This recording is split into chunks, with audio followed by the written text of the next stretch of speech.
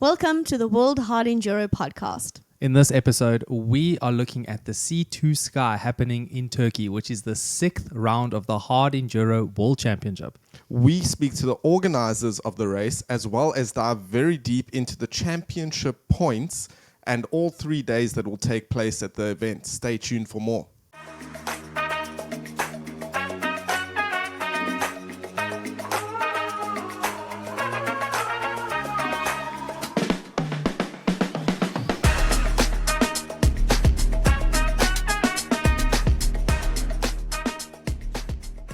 This is the 15th edition of the C2 race in Turkey, and it is the 6th and penultimate round of the 2024 FIM Hard Enduro World Championship.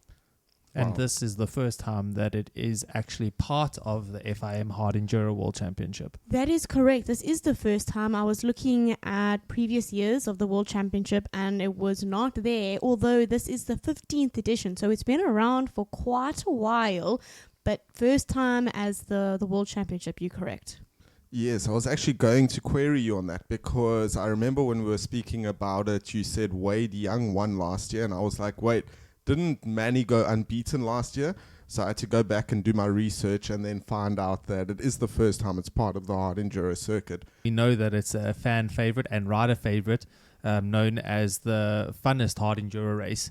So I think that year on year it just brings out the crowds to enjoy this what seems to be a really awesome event. Yes, absolutely. I'm really excited for this one, actually. I think it's such a different race compared to the other ones, which we will actually hear more about in our interview with the race organizers from C2 So we're going to head over straight into that and then touch back with you as soon as that's done. Welcome, Mehmet, to the World Hard Enduro podcast. We are just around the corner from the 15th edition of the C2 race. It starts in a couple days. How are you feeling leading up to the race? Hello. First, I thank you to inviting me here. I'm Mehmet. I'm working as media responsible for C2. Yeah, as you told us, it's our last days and we are very excited. We are working very hard for the last days. We are preparing one enjoyable race for our riders. We're very excited. It seems like it's going to be a very exciting addition to the FIM Hard Enduro World Championship. This is the 6th round of the 2024 championship. How does it feel to be part of the championship this year? Actually, this year, we will be a part of a championship, and we are it gives us very big responsibility, and we are also trying to do our best and trying to make better than the last years. We make some changes because of that we will be part of it, and we are going very well at the moment. There is no problem. There is no any absent points. We are very nice. Fantastic. And we know C2 as being the most enjoyable hard enduro event. What makes this event so fun and enjoyable for riders? C2, as it is in its name, it's starting from a sea, and it's finishing at the top of a mountain, and it's very high mountain. So I think that makes it very fun for the riders because it's unique that there is no other race starting from the beach and just near one blue seaside. It's very clean and very nice. Also, while they are climbing to the mountain, the riders are seeing very nice views. I think it makes fun for the riders. Absolutely. I'm not necessarily a hard enduro rider myself, but by watching, previous races, previous videos, it looks like such a beautiful track, going, as you said, from the beach all the way to the mountain. What a spectacular place for riders to do a hard enduro event. I think that this makes the race quite unique compared to other hard enduro championship races, correct? That's right. That's right. Except that we have also one canyon here, and it's also very enjoyable for the riders to pass the canyon, and some stones like slippery, and it's also very fun for the riders. It sounds like it could be fun and challenging at the same time. That's right. That's right. I'd love to know or find out more about the course. How has the course changed over the years? Is there anything specific this year, such as obstacles or sections that were different from previous years? Yeah, we just mentioned just some before that we are part of championship this year. Before this year, we were making some part of the race a little bit, let's say, not that hard, just like pushing our riders. But this year we prepared our track a little bit tougher than last year's, let's say. So we have some parts, only just for some parts I can say that it will be challenging. Our riders will be a little bit, maybe they will be happy when they pass it. Oh, I see.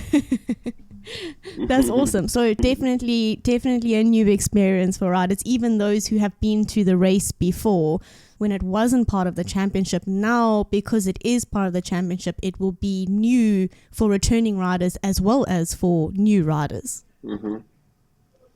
Yeah, I think the riders that they just joined our race the previous years, they are generally knows the nature. They know and they have an idea about our terrain and their passes in general.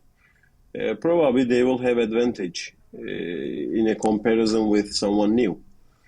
But still, this year we used some parts that we have never used. So it will be also something new for the riders that they joined before. This year for the format, I saw that using a GPS is mandatory for this race. Why did you make that decision, and how do you think it's going to affect the race, having to use the GPS? Yeah, actually, we believe in our own community here, using GPS is sometimes making the race in another side. We believe mostly just using the path is more enjoyable. But the previous years, we had some problems that some riders couldn't find the path. Also, our markings and some others, some riders couldn't find, and they confused. So we couldn't take any risk that we can see any rider lost any time. So we used this year GPS, and we will go on like that. We will go on. The riders must use GPS. I think that's a fantastic addition. And as you said, yes, it helps just to make sure that everyone is following the correct track and they can stay on the course. With regards to, this race now being part of the championship, there will be a lot of new riders attending who maybe haven't raced before. Are you excited to see any specific riders from the FIM championship come to your race? Yeah, it's better not to mention any name, but we are all following these racers, even in Sea to Sky or out of Sea to Sky. We love this sport. We love this hard enduro sport and championship. We follow it. Of course, we are very excited to see all of them. And after we start organizing 15 years ago, Sea to Sky, our community get bigger. And even some people living in Kemer, in Turkey, they start following the championship after us. And our riders, while they are walking on the street, I see some young guys, some kids, some families. They are making photos with them, and also we feel proud that we bring them to our race. All of them, they are very valuable here. Absolutely. It's so fantastic to see how hard enduro has grown over the last couple of years, and especially, you know, with your local community, you can see that growth and that change. And I think that it's so awesome. Yeah, that's right. That's right. We are very happy about it. I see on your website, it said that there will be a guided enduro tour to the Olympus Mountain. How do you think that this enhances the experience for participants in the race? Is it something, you know, outside of the race but still connected to the event? Olympus Mountain, it's 2,635 meters high. And we start our race from the zero, and they climb to the top of a mountain. So, of course, it's very challenging, and it is a very long track. And I think it is the only one in our hard enduro group that the riders starting from beach to the top of mountain. Yes. Do you have any tips or any insider suggestions for any of the competitors who will be racing next week? Anything to help them to prepare? Actually, there is no something specific that I can say. What we can just talk about weather. We expect sunny weather for that day at the moment. Generally, city is very calm. Generally, we also took our security and all another works, and then we are done about them. So there will be no any extra preparation. So everything is fine here. They can just come and start. Fantastic. And lastly, I just want to know, for any spectators, either fans who are at the race or maybe not at the race, what is the best way to keep updated with any information about the race during the event? We are trying to use our social media, Instagram account, Sea to Sky Official. We are always notifying the people that for the last updates. At the same time, for the people that they are already in Kemer, we have paddock area in the city center, and we will have spectators map. We will have the spectators schedule. They can get it from there free, and they can just follow the race. And it will be also very fun, especially some parts for the spectators. I invite them all. Fantastic. That's awesome. Thank you so much. That brings our interview to an end, but I want to thank you so much for taking the time to speak to us today and to share more information about the Sea to Sky race. Okay, also I'm very happy to be here, and thank you too. Very well done on that interview, Taryn. That was awesome. Great to hear from the organizers.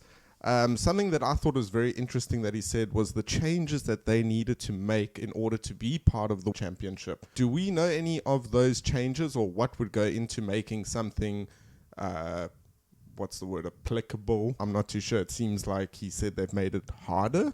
Was it easy before, or what's the story there?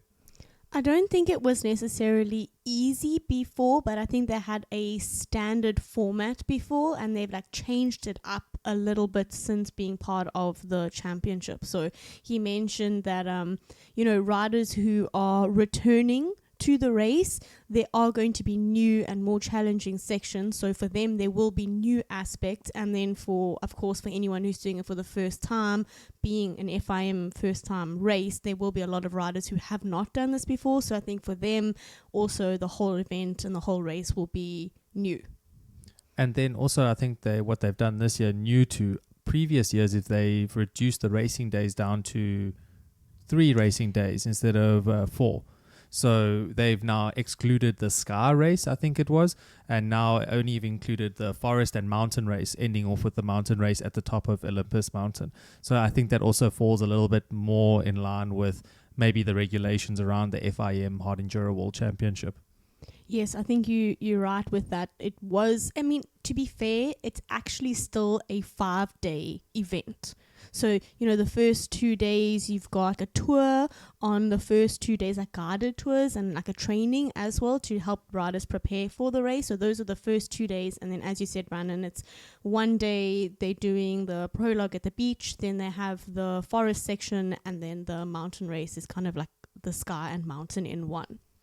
That's so interesting, and I think like the different names and different races they have on each day just complements where they actually are, because I was looking at some footage of it and it's actually such a breathtaking venue. I think not only to ride at, but for spectators as well, not just to watch racing, but for things to do there. I mean, you're on the beach, you have the mountains there, you have the forest. I noticed even there's like a yacht bay there somewhere nearby.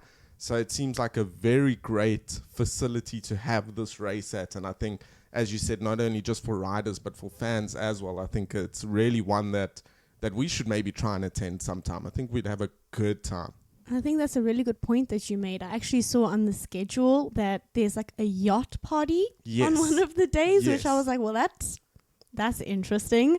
But you're so right. The location that they are at is really cool, and it's perfect not only for the riders but for spectators. I mean, they are surrounded by luxury resorts, so that's the accommodation that everyone's staying in. So a really cool and beautiful setting for a hard enduro race, which is quite contradictory, I guess you could say. It's you can understand why it's the rider favorite now, right? Being inside these locations and getting to ride these amazing places up Olympus Mountain, it seems like a really breathtaking and awesome event all around. But let's begin with the first day, right, of actual racing. So we've got the beach day, the beach race, which takes place on the Thursday, if I'm not mistaken. Yeah, you're right, on the Thursday. On the Thursday. And the beach race is a really interesting twist to the whole operations and the whole organization of this. It's like they really do then begin the race at the ocean and then ended up in the middle of the sky. One of the tallest mountains that they have in the area. And this beach race is pretty cool. Yeah, if I look at like my notes that I've made, it's basically the procedure is that the riders will in each class they will start like individually by their starting number, and they run in intervals of 10 seconds, and each rider has 2 runs basically to get their best qualifying race, their best qualifying time. And of course the faster time determines where you fit into overall. The top 96 riders will then go into the heat races. Everyone from 97 onwards, their qualifying time is basically going to be the time for the rest of their race. And to be clear, this is for the, let's say, quote-unquote amateur riders, so the riders that aren't riding the FIM Hard Enduro World Championship. So those riders are directly slotted into the heat races. Correct, yes, they go straight into the heat races. So from qualifying, it goes straight into the heat races, and riders are placed in 3 rows with 4 riders each. They start with their engines off, and then they basically start when the red light, there's a red light there. When that red light goes off, then they can start. And then I think it's for the first pre-heats, like the first round of heats, it's 5 minutes and 1 lap. And then for the second round, the super final, it's 6 minutes plus 1 lap. Man, it sounds like such an epic way to start the event on the beach. Just like I just think we grew up at the beach pretty much, and every time I could get my bike onto the beach illegally, by the way, it was such a blast. Like, what a good way to kick off your 3 days of riding, or I think it's 3 days, right? Yes. By starting on the beach in thick sand with the ocean crashing next to you, and then ending it in the mountains. I think it's such a good start to set the tone for the rest of the event. This beach, though, is a little bit different to our local sides, though. This beach has no sand from what it looks like. It is literally just a beach with pebbles. Oh, okay. So it looks like it's it doesn't look like very nice soft sand to get your toes in. It looks like you're still wearing your sloffies while walking on this beach. Put it that way. Okay. Well, either way, if we're on a beach, you'll find us in flip-flops. Flip-flops. Yes, yes. Sloffies, flip-flops. So if I ever attend this race, I will be wearing my sloffies. Yeah. I know from watching a couple previous videos, Wade Young was actually saying that his favorite day of racing was the beach day, because he really, I think, enjoyed that kind of setup. If I'm not mistaken, it's a multi-lap race with like obstacles, both natural and artificial, in a closed racetrack. So I guess for him, he really enjoyed that. But I'm sure that there are some other riders, maybe some juniors, who do pretty well in this kind of track, right? I noticed as well during my research of this event that Wade's actually knocked off a couple of wins here. If I'm not mistaken, I think 3 of them. So I think that's someone to keep an eye out or an eye on at this event. Hopefully he can bring it home and, bring home the W.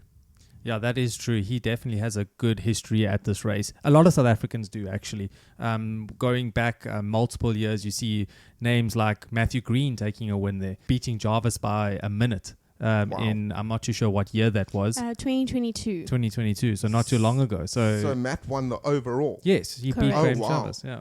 Wow, well done, Maddie. I did not know that. Yeah. You learn Yeah. something new every day. And Jarvis is also quite a legend at this place, hasn't Yeah, he? Got Yes. the more than most 6. wins. Yeah, Yes. more than 6, I think. Wow, that's incredible. So Maddie really handed it to him. He Yeah. must have ridden exceptional that year. By a minute, though, I think if you know where you are and you've got the finish line in your sight, you do whatever it takes to get there. And I think he just did enough to get there. So, yeah, it's awesome to see. I think last year, also, Wade Young took the win. 2nd place, Travis Teasdale. 3rd place, Matthew Green. So, a full South African lineup on the podium last year. I wonder if we can replicate that this year. We That would do be have amazing. Wade, we do have Maddie. Who else could get on that podium for us? Well, I know Kyle Flanagan's going this year, so that would be interesting to see if he could get a podium. But I'm sure there are some other South Africans that we may be forgetting that also have a good shot at it. Kirsten Landman. Kirsten Landman. Kirsty, Yeah. Kirsten get will up be there. there. I saw her name on the entry list as well. So it's gonna be a really interesting race. I think really interesting because, as we say, it's part of the FIM championship now. So there are a lot of riders who haven't really raced this race before. I mean, you now have, for example, Manny, perfect season, but as you said, Chris, previously you were like, well, he didn't win this because it wasn't part of the championship before. So now that it is, it's going to be interesting to see how he does in this race because he has not won it before. I think in 2019, I think he won one of the rounds, maybe the forest race or the mountain race. I'm not sure which one it was, but he won one of them when his dad was still racing. But he never won an overall. So it's going to be super interesting to see how the riders who haven't been at this race before stack up with those who clearly have quite a bit of experience under their belt. Yeah, so that's the beach race, but that actually doesn't count for any points. The first time we start seeing championship points come into play is the forest race, which is the day after. So this is where we see 3 points, a maximum of 3 points getting awarded to the first place finisher. The beach race finishing times will then be transferred over into the forest race start times. And we will then see them shoot off on a 45-kilometer track, which seems to be pretty cool. Probably using some tracks that they've used in the past, but in different variations. So it comes up a little bit new to the riders. Yes, and this is, as we spoke to the organizers, that GPS is mandatory for this race. So starting from this day, the forest race day, it'll be a GPS race from start to finish on an extreme course with multiple checkpoints. After 4 hours, all of the checkpoints will be closed. So basically, when the last rider has started, they have 4 hours to basically get as far as they can or to complete as many checkpoints as possible. And then they will be ranked according to the number of checkpoints that they have passed during this time. So that sounds very similar to Erdsberg, if I'm not mistaken. Yes, and TKO. They They are running on the same similar format, yes, especially on the qualifying days. With Erdsberg, the qualifying is more of the flat-out prologue that's on the road, but main race, yes, it's very similar to that. Yeah. And then we move on to the final day, which is where all the points are going to be handed out, a maximum of 20 to be precise for the first rider. This is the mountain race, so a longer loop, 67 Ks, if I'm not mistaken, where the riders will then set out based on their qualifying times the day before, set out onto the mountain route. Yes, and as I said before, a GPS race once again from start to finish, except this time I think they're actually starting on the beach. Obviously with the forest race they were starting in the forest, but with the mountain it's basically from the beach all the way to the sky, because this is that final day, right? So after 7 hours all checkpoints will be closed on this day, so it's a long day. Like, it kind of reminds me of Romaniac's kind of days with that time, right? It's also, if you think about it, like the elevation from sea level to, what are they climbing, about 2,500? I think it's 2,360 something. Surely that's going to take some sort of toll on their ability to breathe. Okay, obviously bikes nowadays are not carbureted, so I don't think it will. Well, the Sherkos will still have a... Oh, yes, they are. Yeah, the Sherkos will still... How do they deal with that? Beta, you jet in the middle. So you Really? find a jetting that's comfortable in the middle stage of that altitude, and that's how you make it happen. You're never going to get it right for all altitudes, so you just try and aim for the bit, like where you want it to be good. That must be such an inconvenience, though. Yeah, I don't even know how to change the jet. it's, I think, a craft that's going to be lost in the near future. Yeah, it's already lost with there. fuel injection. Yeah, Yeah, and I would definitely want to run fuel injection. Like, it just seems to me like, where's the logic behind not running fuel injection? Why do they choose not to? Well, there's some benefits to having carb because you have the ability to basically get more power out the motorcycle. From a human jetting a motorcycle, we've been doing it for so many years now that we know exactly how to get the most out of that motorcycle, the perfect fuel air mixture, because that's what you're searching for, inside the carburetor. So I think that humans have done a really good job to get to that point where, the EFI systems are pretty new to that and still having to adjust with altitude and things. So I think that that's the biggest critique when you hear people going from carb to fuel injection. But it's getting so good now with the 24 TBRs from KTM. It's like on par or getting to that stage. But for me, the bike that I've ridden that's the most powerful that I can say that quite confidently that I've ever ridden was a 2018 Sherco 300. Even at the stage of 2018 was TPR. I think it was the first year of TPR for KTM, the first jump into fuel injection, and that Sherco was insanely fast. Like, I was blown away with actually how quick that bike was. So I think that is probably the reason why. But yeah, I'm not a very good mechanic. I enjoy my TBR. I enjoy having to put my oil in a separate container and not have to mix fuel and worry about jets anymore. But that's just the way it goes. So we have a good understanding now of what to expect from this race, right? 2 days of like a pre-race, your beach day qualifying and heat races, your forest day 2, and then your mountain day 3, final day from sea to sky. I think we should speak a little bit about who we expect to do well, who we predict to do well. And I don't think that we can... I think that we should acknowledge the elephant in the room. Yes.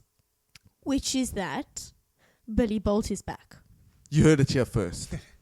He's back. He's back. Billy's back. He's back. So, he has not won this race before. He's not on the list of past winners. But I do think that having him at this race is going to be very interesting. I think it's going to be an interesting vibe to the race. What do you think? I agree. I still think that he's got a little ways to go to get a W. I think that he's been off the bike for a while now. It's his first race back. It seems that he's riding smart. He's thinking smart about championship, about the ins and outs of how to actually successfully pull off a championship. So I feel like we're going to see, as I mentioned once before, like a Jeffrey Hurling type of approach to it. Come back, just get in there, just get the job, some job done, top 10, top 5, whatever it is, not really shooting for the win straight out the bat, and then slowly building off that. Yeah, I think that's a very good way of putting it. It's like a building phase, right? Because he's been out for so long. I think, obviously it's Billy, he's very talented. I think it would be unrealistic to say that he can come out and win, but then again, nobody's really expecting him to, I don't think. I think everybody's just stoked to have him back. And yeah, I think, as you say, just try and knock off as many rounds, get into Super Enduro, clean that up, and then come out swinging next year and try and take that championship. Yeah. So from my point of view, I agree with you. It's an interesting person to have back.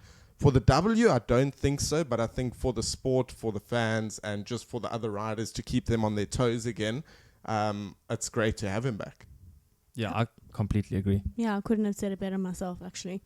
But let's go into these past winners. So, as you mentioned previously, the guy who has won it the most amount of times, which I think is 6 times, is Graham Jarvis. 2011, 2012, 2014, 2015, 2017, and 2020. Right? But now we're in 2024.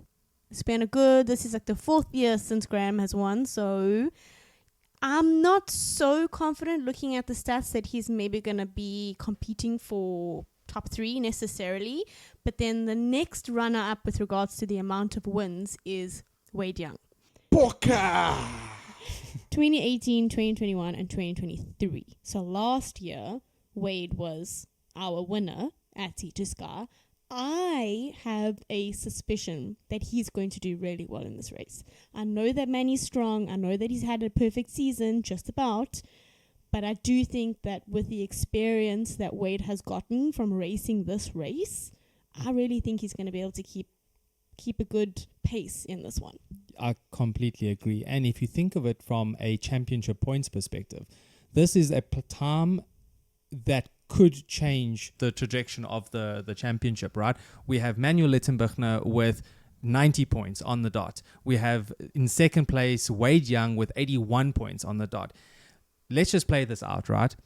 Let's say that Wade does take the W, and let's say that Manny doesn't have the best day and gets in 5th. That means Wade and Manny will be tied for points going into the final round of the Hard Enduro World Championship.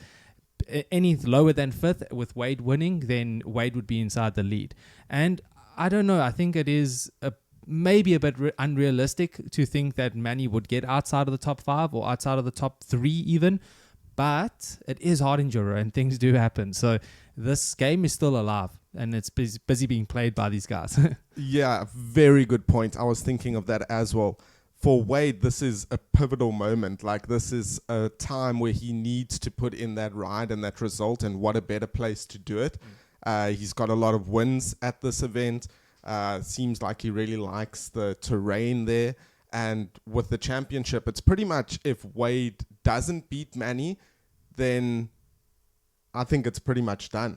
Yeah. I think that this race for Wade is the most important for the championship, because everything kind of relies on him beating Manny at this one to take it down to the final race and try and get that championship. Yeah.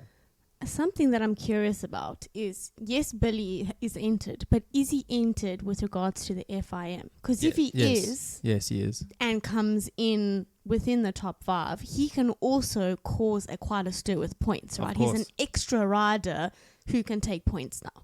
Yeah, no, that's completely correct. And also one thing we can't leave out is qualifications. Like, that's 3 points here. You know, like Wade needs to start his campaign, his Sea to Sky campaign off with just winning. He needs to win everything and just create this dominant force, this dominant aura around himself where all the riders are going like, oh, shucks. Yes, 100% agree with you. He needs to come out swinging and set the tone from the first day. Yeah. No pressure. No pressure, No Wade. pressure. I think he's got it, man. Yeah. If you think about a guy that's been doing this job for more than 15 years of his life, I think he can handle pressure, and I think he knows what to do inside these situations. So I'm really rooting for him. But it all counts. If whoever's going to be the fastest on the day is up to the day, the bike, the situation. Yeah. You know, a lot of things can go wrong, as we said. And I just want to mention one more rider from the pros, and that is Mario Raman. Yes. So he has won in 2019. He is sitting now in 3rd in the championship. I think he is still going to push to get as many points as he can too. So I'm not necessarily saying that he might be the winner or 2nd or 3rd or 4th. I don't know where to expect him to come, but I don't expect him to take it easy. I agree once more. And I think that if we speak about, again, championship points, Theodor Kovachev, Mario Roman, 2 points difference between these two riders. They're fighting for podium here as well. Like, they're fighting for the world championship podium. Yeah, for sure, between teammates, there's going to be no love there. It's just going to be all out carnage between those two, scrapping for points. Yeah, I mean, like, for one, you never want to be second place on the team, right? And then another point is that it's Theodor's first year on the Sherco factory team. So I think for Mario, he is expected to do better. And also going back into his history of this race, I think he's back for redemption, because I know he's had a few cases where he could have won at this race, and then something happened the last couple of turns or the last day. I'm not too clued up. Maybe you can fill us in.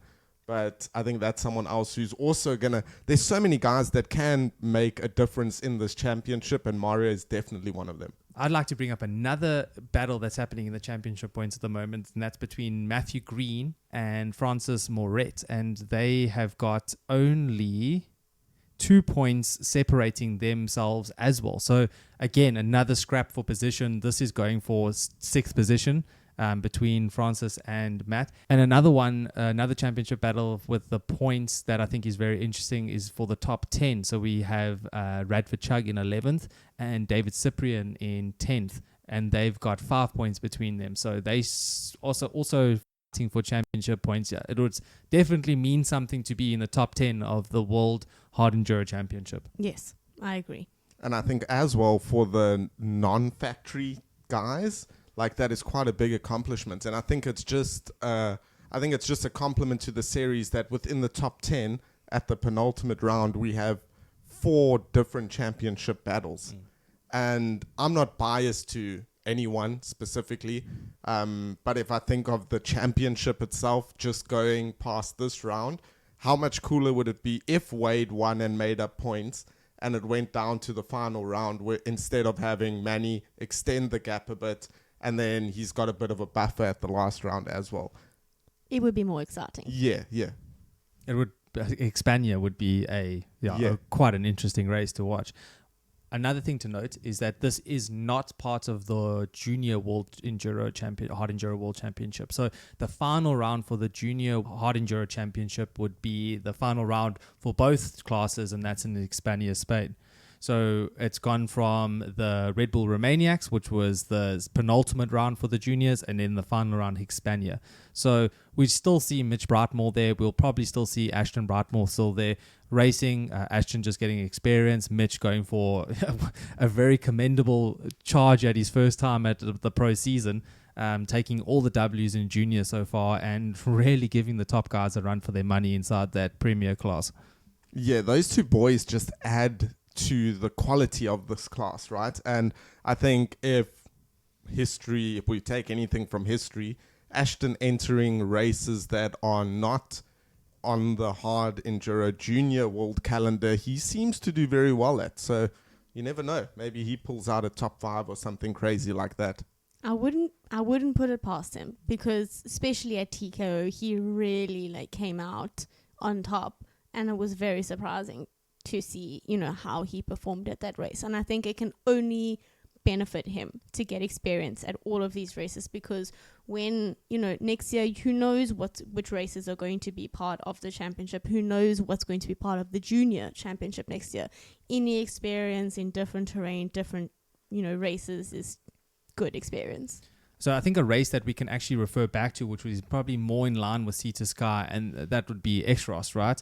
And Mitch and Ashton also did really good jobs there, because this is a GPS race now. It's not a multi-lap format, kind of, here's the tape, here's the track, go for it. It's now you have to play that game of, okay, I need to lead this group of riders. If you come first or third inside qualifying and lead the group out, those games start coming into play, which will be, again, interesting, good learning for Ashton and Mitch. That is true, but I do know that, and I do remember at X-Ross, they did find the GPS quite challenging. That those first 2 days really caught them off guard. They really had to adapt and figure out the GPS situation. So this time around, they have a little bit more experience with that. So yeah, you might be right. They might be on top of it this time.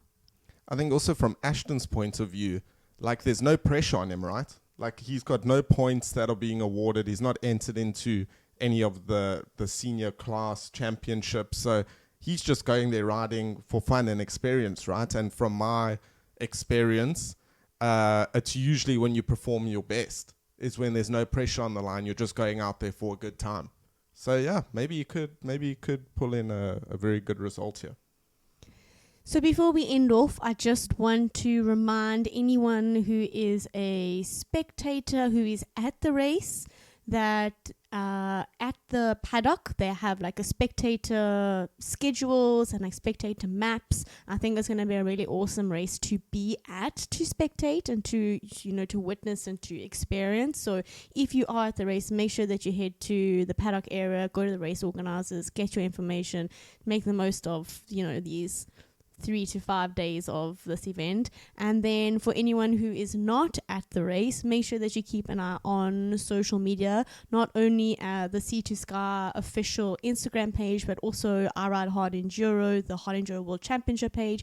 And we will also try our best to post some content throughout the event to keep you updated with what's going on.